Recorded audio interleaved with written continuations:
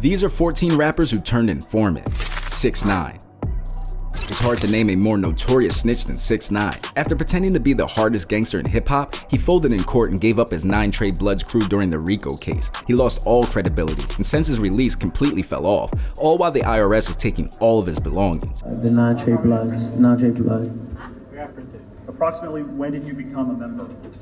Around, I would say November of 2017. Gunna. The YSL RICO case had everyone watching, and fans couldn't believe it when footage leaked of Gunna accepting an Alford plea.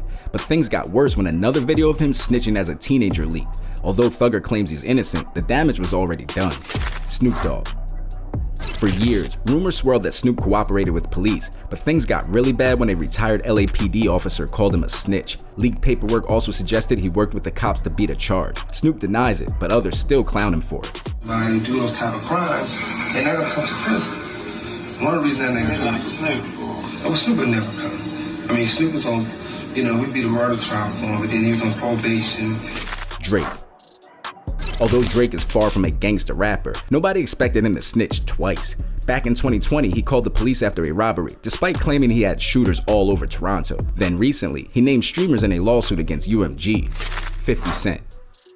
Even somebody who got shot 9 times isn't safe from snitching allegations. When 50 beefed with French Montana, French exposed court documents claiming 50 snitched on multiple people after his shooting. 50 denies all allegations, but some still wonder if he really did snitch. T.I. After catching serious gun charges, T.I. miraculously avoided major prison time. This started rumors that he worked with the feds. Things got worse when he admitted to snitching on a dead cousin, and videos leaked of him snitching when he was younger. Rick Ross. The biggest boss got exposed for not only snitching, but for being law enforcement before he was a rapper.